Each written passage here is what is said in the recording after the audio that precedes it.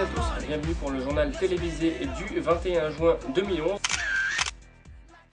On va commencer par les résultats de deux matchs qui se sont déroulés, un à Prague et l'autre à Oberhof en Allemagne. On va commencer par le match à Oberhof en Allemagne puisque un de nos compatriotes jouait contre Jan Gustafsson, Laurent Fraissinet, qui a gagné ce match relativement facilement. Le match s'est décomposé en trois parties. Partie classique où Laurent s'est imposé 3,5, 1,5. Partie rapide où il y a eu 2 partout. Et enfin partie blitz où Laurent a gagné 3-1. Score final 8,5. 3,5 et très belle performance du joueur français. L'autre match qui s'est déroulé à Prague en République tchèque, c'est le numéro 1 tchèque David Navara qui a gagné contre Sergei Movsesian, naturalisé arménien. Le score était de 1,5, 1,5 lors du dernier journal télévisé et finalement Navara est imposé 3,5, 2,5 avec un gain et 5 parties nulles, gain lors de la 4e partie dans une défense time and off. On va s'intéresser maintenant à la Ligue majeure russe qui se déroule en ce moment sur les bords de la mer Noire à Taganrog.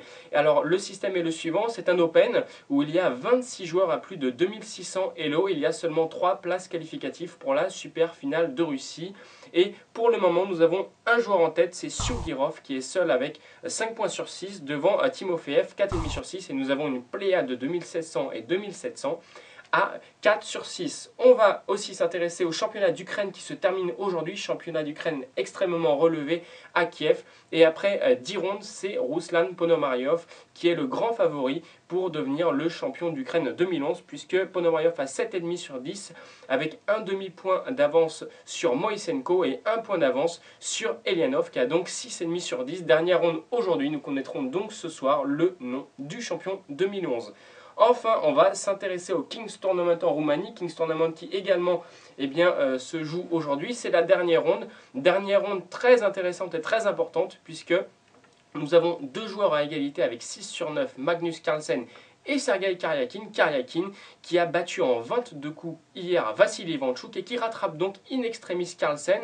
Le choc qui commence à 12h30 aujourd'hui, c'est Carlsen-Karyakin.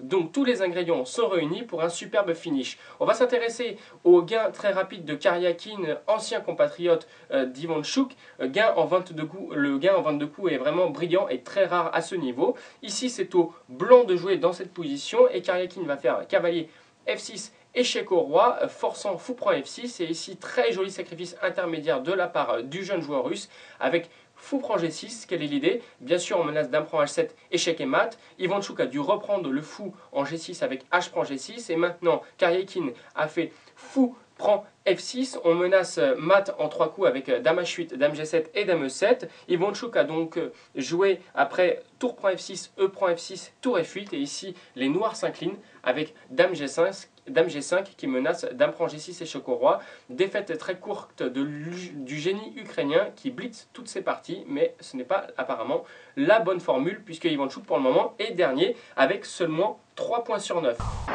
Je suis très heureux d'avoir été élu aujourd'hui président de la Fédération française. Je suis très heureux de succéder à Jean-Claude Moy et toute son équipe.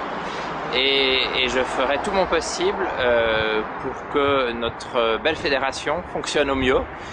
J'entends évidemment poursuivre et optimiser tous les projets qui ont été menés à bien jusqu'à présent, mais il ne faut pas relâcher l'effort pour aboutir à des bons résultats. Je crois que ce qui est important, c'est d'aimer le jeu d'échecs et vraiment c'est une passion que j'ai depuis 30 ans je crois maintenant. Et puis d'affronter les choses sereinement. Je trouve que la situation actuelle des échecs français est vraiment très saine. On a battu aujourd'hui le nombre de licenciés, c'est le record qui n'a jamais été atteint. C'est certain que c'est un indicateur très important pour moi. Rendez-vous donc la semaine prochaine pour un nouveau journal télévisé avec le nom du champion d'Ukraine et le nom du vainqueur du Kings Tournament. A bientôt.